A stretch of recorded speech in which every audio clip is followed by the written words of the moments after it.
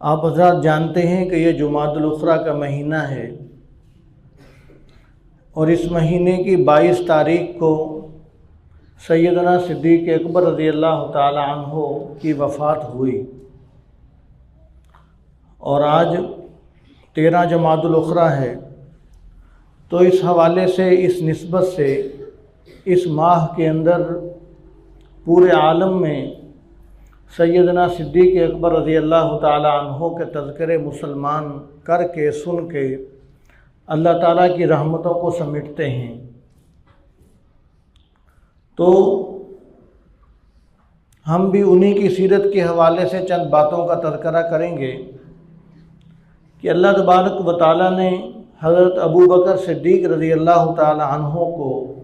اس پوری امت کے اندر سب سے زیادہ بلند مقام عطا فرمایا۔ آپ صلی اللہ علیہ وسلم کے حضرت ابوبکر صدیق رضی اللہ تعالی عنہ پہلے خلیفہ تھے۔ آپ صلی اللہ علیہ وسلم نے اپنی زندگی کے اندر ہی اپنا مصلی امامت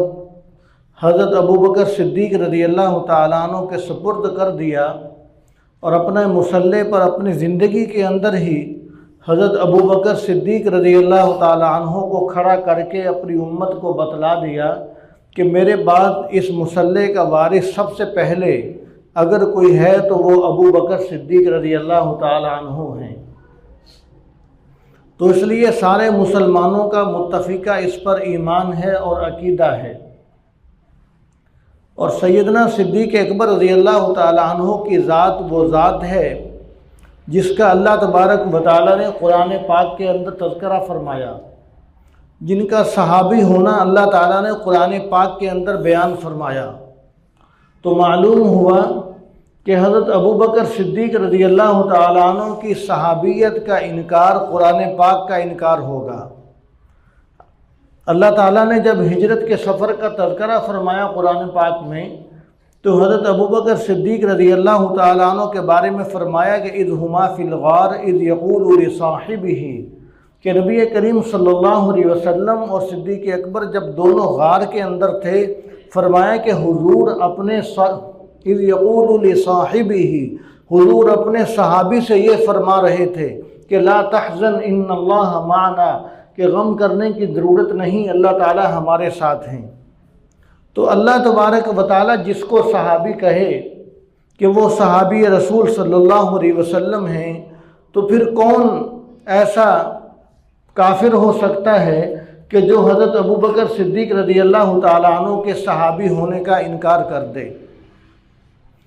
تو حضرت ابوبکر صدیق رضی اللہ تعالیٰ عنہ کا مقام اور مرتبہ اس امت میں سے سب سے بلند ہے، اسی لیے سب سے پہلے اسلام قبول فرمایا۔ اس لیے کہ جب سورج نکلتا ہے تو جو پہاڑ کی چوٹی سب سے اونچی ہوتی ہے، سورج کی کرنیں پہلے اس پر پڑتی ہیں۔ تو آفتاب نبوت میں جب طلوع ہوا تو اس امت کے اندر سب سے بلند مقام حضرت ابوبکر صدیق رضی اللہ تعالیٰ عنہ کا تھا، اس لیے وہ آپ صلی اللہ علیہ وسلم کی غلامی میں سب سے پہلے آئے۔ اور آپ صلی اللہ علیہ وسلم کا ان کے ساتھ اور ان کا حضور کے ساتھ کیا تعلق تھا، آدمی حیران ہو جاتا ہے کہ اپنا سب کچھ قربان کر دیا آپ صلی اللہ علیہ وسلم پر، آپ کے دین پر، اور فرمایا کہ حق تو یہ ہے کہ حق ادا نہ ہوا۔ کہ ایک مرتبہ حضور صلی اللہ علیہ وسلم صحابہ کرام کے اندر تشریف فرما ہیں، اور آپ صلی اللہ علیہ وسلم نے صحابہ کرام سے پوچھا کہ میرے صحابہ بتاؤ کہ آج نفلی روزہ کس نے رکھا ہوا ہے؟ تو حضرت ابوبکر صدیق کھڑے ہوئے کہ یا رسول اللہ میں نے آج نفلی روزہ رکھا ہے۔ حضور نے پھر پوچھا کہ آج جنازے کے ساتھ کون گیا تھا؟ حضرت ابوبکر صدیق رضی اللہ تعالیٰ عنہ کھڑے ہوئے کہ یا رسول اللہ میں گیا تھا۔ آپ صلی اللہ علیہ وسلم نے پھر پوچھا کہ آج محتاج کو، بھوکے کو کھانا کس نے کھلایا ہے؟ سیدنا ابوبکر صدیق رضی اللہ تعالیٰ عنہ کھڑے ہوئے کہ یا رسول اللہ میں نے کھلایا ہے۔ آپ صلی اللہ علیہ وسلم نے پھر پوچھا کہ آج مریض کی بیمار پرسی عیادت کس نے کی ہے؟ حضرت ابوبکر صدیق رضی اللہ تعالیٰ عنہ کھڑے ہوئے کہ یا رسول اللہ میں نے کی ہے۔ جب چاروں مرتبہ کھڑے ہوئے، آپ صلی اللہ علیہ وسلم نے فرمایا کہ میرے صحابہ سن لو، جس ہستی کے اندر یہ چاروں چیزیں جمع ہو جائیں وہ شخص جنتی ہے۔ یعنی ان کا جنتی ہونا آپ صلی اللہ علیہ وسلم نے دنیا کے اندر ہی بیان فرما دیا تھا، اور کئی مقام پر مختلف بہانوں سے، مختلف صورتوں میں، مختلف احادیث میں آپ صلی اللہ علیہ وسلم نے حضرت ابوبکر صدیق رضی اللہ تعالیٰ عنہ کا جنتی ہونا ذکر فرمایا۔ اور جب سفر ہجرت کا حکم آیا آپ صلی اللہ علیہ وسلم کو، تو آپ صلی اللہ علیہ وسلم نے اب جانا تھا، چھپ کر جانا تھا کہ کافروں کو پتہ نہ چلے۔ تو آپ صلی اللہ علیہ وسلم اس ہستی کے گھر آئے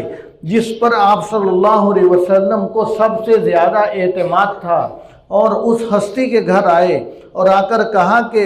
اللہ تعالیٰ نے مجھے جو ہے وہ ہجرت کا حکم دیا ہے۔ تو حضرت ابوبکر صدیق رضی اللہ تعالیٰ عنہ نے پوچھا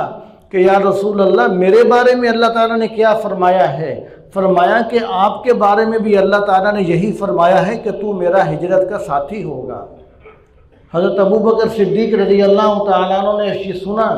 تو خوشی کی انتہا نہ رہی، خوشی کی وجہ سے رونے لگ گئے اور آنکھوں سے آنسو جاری ہو گئے کہ واہ میرے مقدر، ہجرت کے سفر کے اندر حضور کا میں ساتھی بن گیا۔ حضرت عائشہ صدیقہ رضی اللہ تعالیٰ عنہ فرماتی ہیں کہ جب حضرت ابوبکر صدیق رضی اللہ تعالیٰ عنہ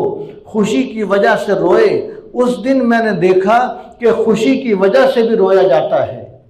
کہ کسی کو خوشی کے ساتھ بھی رونا آتا ہے۔ فرمایا میں یہی سمجھتی رہی کہ شاید غم کی وجہ سے، درد یا تکلیف کی وجہ سے رویا جاتا ہے۔ تو حضرت ابوبکر صدیق رضی اللہ تعالیٰ عنہ پر آپ صلی اللہ علیہ وسلم کو اس قدر اعتماد تھا، اور آپ صلی اللہ علیہ وسلم کی خدمت کے لیے خود ساتھ ہجرت کے سفر میں روانہ ہو گئے، اور حضرت ابوبکر صدیق رضی اللہ تعالیٰ عنہ نے اپنے خاندان کو نبی کریم صلی اللہ علیہ وسلم کی خدمت پر لگا دیا، اپنے خاندان کو حضور کی خدمت پر لگا دیا۔ فرمایا کہ اے اسماء، تو چھوٹی بچی ہے، تیری ماں تجھے کھانا بنا کر دے گی، تو نے اس جگہ پر آ کر ہمیں کھانا پہنچانا ہے۔ اور حضرت ابوبکر صدیق رضی اللہ تعالیٰ عنہ نے اپنے غلام سے کہا کہ تو نے بکریاں چرانے کے بہانے آنا ہے، اور وہ غار ثور کے اندر آ کر ہمیں بکریوں کا دودھ پلا کر جانا ہے۔ اور اپنے بیٹے سے کہا کیا میرے بیٹے، تو نے سارا دن مکہ المکرمہ کے لوگوں کی خبریں معلوم کرنی ہیں، جو موجودہ صورتحال ہو اس سے ہمیں وہاں پر آ کر آگاہ کرنا ہے۔ یعنی کہ صرف حضرت ابوبکر صدیق رضی اللہ تعالیٰ عنہ ہی نہیں، پورا گھرانہ ہی آپ صلی اللہ علیہ وسلم کا خادم تھا، اور پورے گھرانے کو نبی کریم صلی اللہ علیہ وسلم کی خدمت کے لیے وقف، اور ان کو حضور کا اعتماد حاصل تھا۔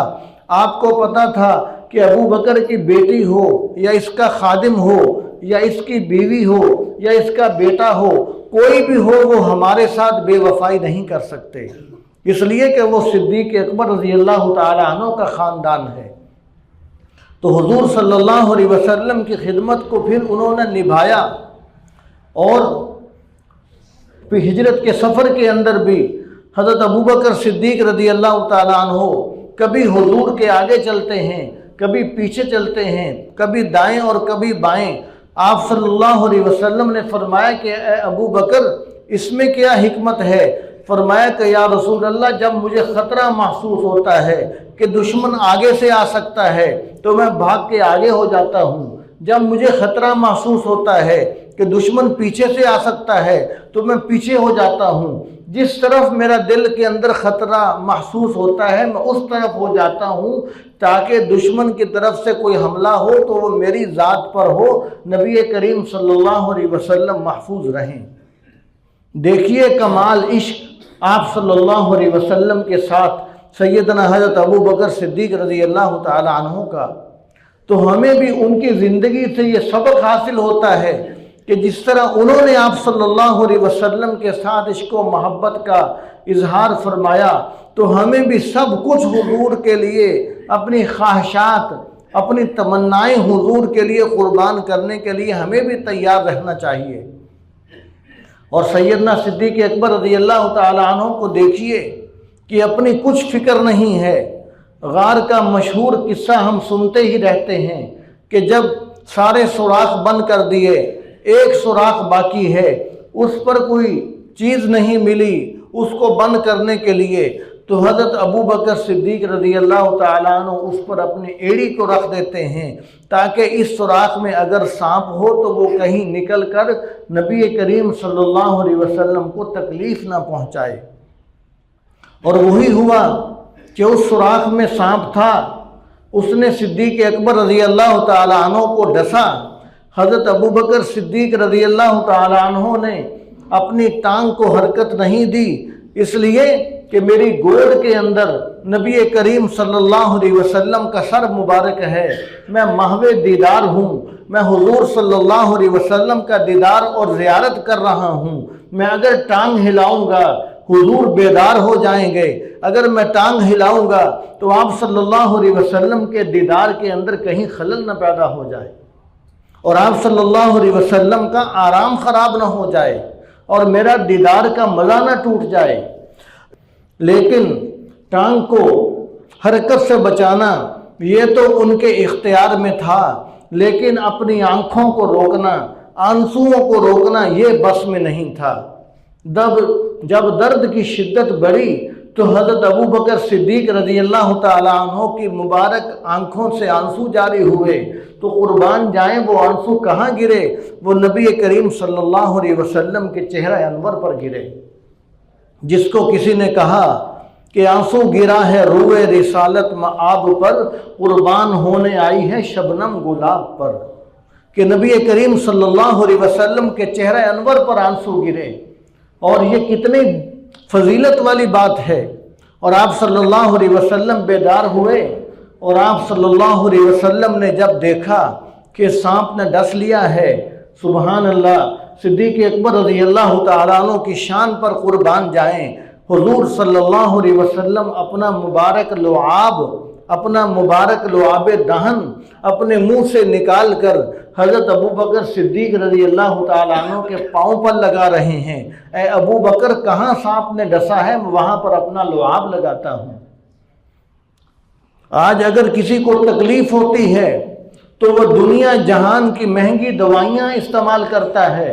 دنیا جہان کے مہنگے علاج کرواتا ہے، اس تکلیف سے شفا پانے کے لیے تمام دنیا کی ادویات حضور صلی اللہ علیہ وسلم کے اس لعاب پر قربان ہیں کہ جس لعاب میں اللہ تعالیٰ نے اتنی شفا رکھی کہ سانپ نے ڈسا، حضرت ابوبکر صدیق رضی اللہ تعالیٰ عنہ کی ایڑی پر جو آپ صلی اللہ علیہ وسلم نے لعاب مبارک لگایا۔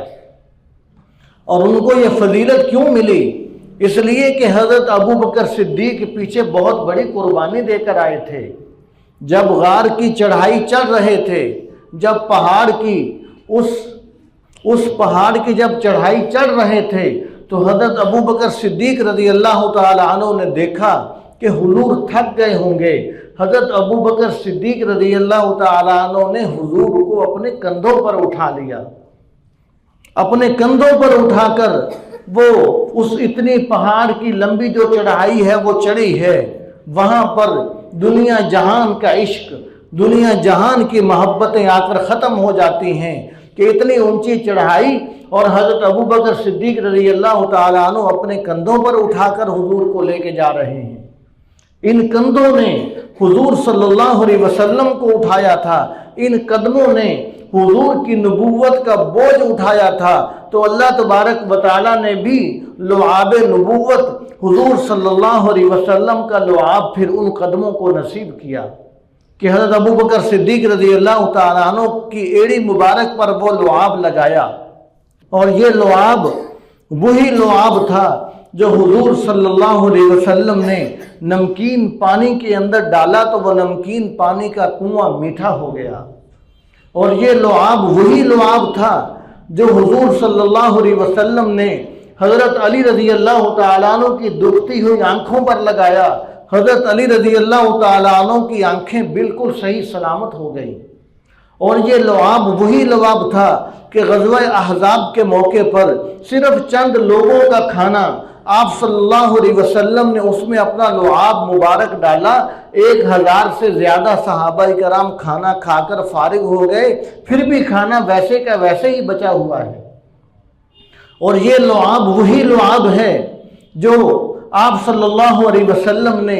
زمزم کے کنویں کے اندر ڈالا اور آج تک ہمارے پاس موجود ہے۔ آپ صلی اللہ علیہ وسلم نے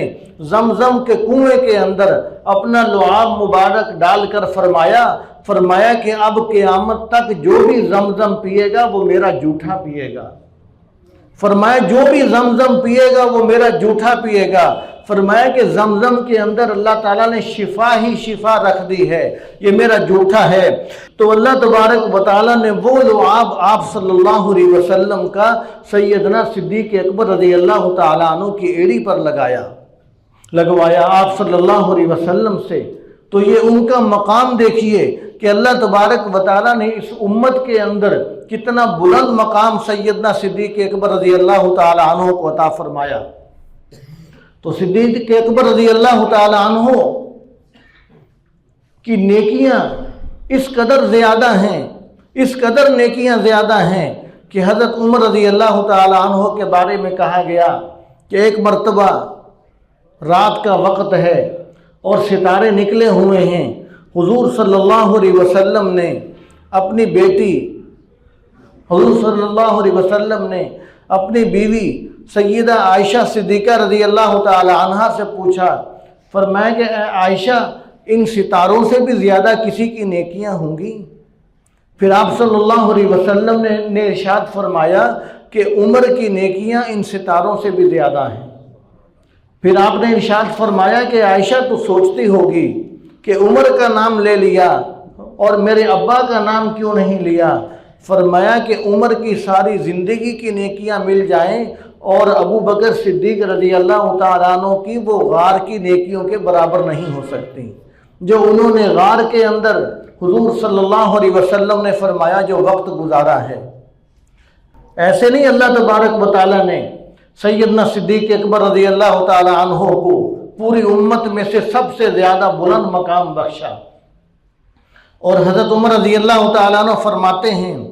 فرماتے ہیں کہ ایک مرتبہ میں نے وہ فہرست دیکھی جس فہرست کے اندر ان غریبوں کے، ان محتاجوں کے، ان بیوہ اور بوڑھی عورتوں کے نام لکھے ہوئے تھے کہ جو لوگ ان کی جا کر خدمت کیا کرتے تھے۔ فرمایا کہ ایک بوڑھی اماں کی فہرست میں نے دیکھی، اس کے آگے کسی کا نام بھی موجود نہیں ہے۔ تو وہ فرمانے لگے کہ میں نے سوچا کہ اس اماں کی کوئی خدمت کرنے والا ہی نہیں ہے، لہذا یہ ماں بوڑھی بھی ہے اور یہ بیوہ ہے، اس کا کوئی کام کرنے والا نہیں ہے، لہذا یہ خدمت میں اپنے ذمے لے لیتا ہوں۔ حضرت عمر رضی اللہ تعالیٰ عنہ صبح کو گئے بڑے شوق سے، اور جا کر کیا دیکھتے ہیں کہ بوڑھی اماں کا پانی بھرا پڑا ہے اور صفائی ہو چکی ہے، گھر کی ساری چیزیں سلیقے سے رکھی ہوئی ہیں۔ حضرت عمر رضی اللہ تعالیٰ عنہ حیران ہو گئے اور فرمانے لگے کہ اماں جان میں تو خدمت کے لیے حاضر ہوا تھا، لیکن یہاں تو سارے کام ہوئے پڑے ہیں۔ تو وہ اماں فرمانے لگی کہ کوئی اللہ کا بندہ آیا تھا، وہ رات کو خدمت کر گیا ہے۔ حضرت عمر رضی اللہ تعالیٰ عنہ نے سوچا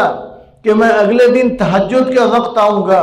تو تہجد کے وقت آئے تو دیکھا کہ سارا کام ہوا پڑا ہے۔ حضرت عمر رضی اللہ تعالیٰ عنہ حیران ہو گئے، اور پھر اگلی جب رات آئی تو رات کو ہی چھپ کر بیٹھ گئے۔ فرمایا کہ آج میں چھپ کر دیکھوں گا کہ وہ کون خوش نصیب ہے کہ جو اتنے خفیہ طریقے سے آتا ہے اور بوڑھی اماں کی خدمت کر کے چلا جاتا ہے۔ وہ فرماتے ہیں کہ جب رات کا وقت ہوا، جب ہر طرف اندھیرا چھا گیا، سناٹا چھا گیا، لوگ جا کر اپنے اپنے گھروں کو آرام کرنے لگے، تو میں نے ایک شخص کو دیکھا کہ وہ رات کی تاریکی میں آ رہا ہے، اس نے جوتے بھی ہاتھ کے اندر پکڑ رکھے ہیں۔ میں دیکھ کر حیران ہو گیا کہ یہ وہی خوش نصیب آ رہا ہے۔ جب قریب آیا تو میں نے دیکھا کہ وہ تو حضرت ابو بکر صدیق رضی اللہ تعالیٰ عنہ وقت کے خلیفہ تھے۔ میں حیران ہو گیا، میں نے کہا کہ حضرت جوتے بھی ہاتھ میں؟ فرمایا کہ اس لیے کہ میرے جوتوں کی آہٹ کی وجہ سے کسی کا آرام خراب نہ ہو جائے۔ اور کسی کو پتہ نہ چل جائے کہ کوئی شخص یہاں سے گزر کے جا رہا ہے، کوئی شخص گزر کے آ رہا ہے۔ فرمایا کہ کسی کو پتہ نہ چل جائے۔ حضرت عمر رضی اللہ تعالیٰ عنہ فرماتے ہیں اس وقت میرے دل نے یہ فیصلہ کر لیا کہ اے عمر، تو جتنی بھی کوشش کر لے تو ابو بکر صدیق رضی اللہ تعالیٰ عنہ سے آگے نہیں بڑھ سکتا، تو ان سے آگے کبھی نہیں بڑھ سکتا۔ اس امت کے اندر اگر سب سے زیادہ بلند مقام اور مرتبہ ہے تو وہ سیدنا صدیق اکبر رضی اللہ تعالی عنہ کا ہے۔ تو ان کی زندگی سے ہمیں یہ سبق حاصل کرنا چاہیے کہ ہم بھی اگر کوئی خدمت خلق کرتے ہیں، ہم بھی اگر رفاع عامہ کے کام کرتے ہیں، ہم بھی اگر مخلوق کے فائدے کے کام کرتے ہیں تو ہمارا مقصد بھی یہ ہونا چاہیے کہ ہم یہ کر رہے ہیں تو صرف اللہ تبارک و تعالیٰ کی رضا کے لیے کر رہے ہیں، ہم کوئی دکھلاوے کے لیے نہیں کر رہے، ہم لوگوں کی واہ واہ سننے کے لیے نہیں کر رہے۔ اگر ہم خدمت خلق اس لیے کریں گے کہ علاقے کے باہر ہماری تختیاں لگ جائیں اور ہمیں بڑا دنیا کے اندر نام حاصل ہو جائے، اگر ہماری نیت کے اندر فتور آ گیا، اگر اخلاص کے اندر فرق آ گیا تو پھر کیا ہوگا؟ تو پھر علاقے میں تختیاں تو لگ جائیں گی، دنیا کے اندر واہ واہ تو ہو جائے گی، لیکن اللہ تبارک و تعالیٰ کے ہاں پھر اس شخص کے لیے کچھ نہیں ہوگا، اللہ تبارک و تعالیٰ کے پاس کچھ نہیں ہوگا۔ اس لیے سیدنا صدیق اکبر رضی اللہ تعالیٰ عنہ کی زندگی کی، ان کی سیرت کے اس لمحے سے ہمیں یہ سبق حاصل کرنا چاہیے کہ ہم کوئی بھی کام کریں تو ہم صرف محض اللہ تبارک و تعالیٰ کی رضا کے لیے کریں۔ جس طرح نبی کریم صلی اللہ علیہ وسلم نے ارشاد فرمایا کہ قیامت کے دن ایک قاری قرآن کو لایا جائے گا، اللہ تبارک و تعالیٰ فرمائیں گے کہ اس کو جہنم کے اندر پھینک دو، اس لیے کہ یہ قرآن اس لیے پڑھاتا تھا کہ لوگ کہیں گے کہ یہ بہت بڑا قاری صاحب ہے۔ فرمایا کہ لوگوں نے کہہ دیا ہے، اس کی تمنا پوری ہو چکی ہے، اب اس کے لیے ہمارے پاس یہاں پر کچھ بھی نہیں ہے۔ اور آپ صلی اللہ علیہ وسلم نے فرمایا کہ ایک سخی کو لایا جائے گا جو دنیا میں بہت مال خرچ کیا کرتا تھا، اللہ تعالیٰ فرمائیں گے کہ اس کو جہنم میں پھینک دو، اس لیے کہ یہ دنیا میں سخاوتیں اس لیے کرتا تھا کہ لوگ کہیں گے کہ یہ بہت بڑا سخی آدمی ہے، یہ بڑا خرچ کرنے والا ہے۔ فرمائے کہ لوگوں نے کہہ دیا ہے، اس کی تمنا پوری ہو چکی ہے، اب ہمارے پاس اس کے لیے کچھ بھی نہیں ہے۔ اور فرمائے کہ قیامت کے دن ایک شہید کو لایا جائے گا اور اللہ تعالیٰ فرمائیں گے کہ اس کو بھی جہنم کے اندر پھینک دو، اس لیے کہ یہ اس لیے جہاد کرتا رہا، یہ جنگ کرتا رہا کہ لوگ کہیں گے کہ یہ بہت بڑا بہادر آدمی تھا، وہ کہاں جا چکا، لوگوں نے کہہ دیا ہے اس کو بہادر، اب ہمارے پاس اس کے لیے کچھ بھی نہیں ہے۔ یعنی جو آدمی دنیا کے اندر دنیا کی خاطر، دنیا کی واہ واہ کی خاطر کچھ محنت کرتا ہے، کچھ خرچ کرتا ہے، کچھ عبادت کرتا ہے تو دنیا کی واہ واہ اسے مل جاتی ہے، آخرت کے اندر کچھ نہیں ملتا۔ اس لیے صدیق اکبر رضی اللہ تعالیٰ عنہ کو فکر ہے، وہ رات کو چھپ چھپ کر خدمت خلق کر رہے ہیں تاکہ لوگوں کو پتہ نہ چلے کہ یہ کون ہے، تاکہ میرے ثواب کے اندر کمی نہ واقع ہو جائے۔ اور ان کی عاجزی اور انکساری کو دیکھیے کہ حضرت ابو بکر صدیق رضی اللہ تعالیٰ عنہ جو نبی کریم صلی اللہ علیہ وسلم سے اپنا جنتی ہونا بارہا سن چکے ہیں، اس کے باوجود یہ تمنا کر رہے ہیں کہ کاش کہ میں پرندہ ہوتا اور مجھے ذبح کر دیا جاتا، میرا معاملہ ختم ہو جاتا اور قیامت کے دن مجھ سے حساب نہ لیا جاتا، اور ایک تنکے کو اٹھا لیتے کہ کاش کہ میں یہ گھاس کا ایک تنکا ہوتا اور مجھے یہاں پر ہی قدموں کے نیچے چاہے رون دیا جاتا، لیکن قیامت کے دن مجھ سے حساب کتاب نہ لیا جاتا۔ تو سیدنا صدیق اکبر رضی اللہ تعالیٰ عنہ باوجود اس کے کہ زبان نبوت سے اپنا جنتی ہونا سن چکے ہیں، لیکن اس کے باوجود ان کے اندر عاجزی اور انکساری اتنی زیادہ ہے، اس لیے کہ جس شاخ کو جتنا زیادہ پھل لگا ہوا ہوتا ہے وہ شاخ اتنی ہی زیادہ جھکی ہوئی ہوتی ہے، وہ شاخ اتنی ہی زیادہ جھکی ہوئی ہوتی ہے۔ جس شاخ پر کوئی پھل نہیں ہوتا उस शाख के अंदर अकड़ होती है, उसके अंदर झुकाव नहीं होता। तो सिद्दीक अकबर रज़ी अल्लाह ताला अन्हो को इस उम्मत के अंदर सबसे ज़्यादा फल लगा हुआ था, इसलिए सिद्दीक अकबर रज़ी अल्लाह ताला अन्हो के अंदर आजिज़ी और इंकिसारी भी सबसे ज़्यादा थी। तो उनका ये महीना जमादी-उस-सानी, जुमादुल-उखरा का महीना, इस महीने के अंदर उनकी वफ़ात हुई है। तो इस महीने से हमें यह सबक हासिल करना चाहिए। एक तो हमें सबक ये हासिल करना चाहिए कि सिद्दीक अकबर रज़ी अल्लाह ताला अन्हो हुज़ूर सल्लल्लाहु अलैहि वसल्लम के पहले खलीफा हैं। आप सल्लल्लाहु अलैहि वसल्लम के खलीफा बिला फसल हैं, यानी पहले खलीफा हैं। आपने खुद उनको अपनी ज़िंदगी के अंदर मुसल्ला इमामत उनके सुपुर्द किया। दूसरा, हमें यह सबक हासिल करना चाहिए कि सिद्दीक अकबर रज़ी अल्लाह ताला अन्हो सहाबी रसूल हैं और उनका सहाबी होना कुरान पाक से साबित है। और सिद्दीक अकबर रज़ी अल्लाह ताला अन्हो का कि सहाबियत का इनकार करना ये कुरान का इनकार करना है, और कुरान पाक का इनकार करने वाला कभी भी मुसलमान नहीं हो सकता, वो काफिर है। ये अकीदा रखना हम मुसलमानों के लिए ये ज़रूरी है। तो दुआ है कि अल्लाह ताला हम सब को अमल की तौफीक अता फरमाए। वाखिर दावाना अल्हम्दुलिल्लाहि रब्बिल आलमीन।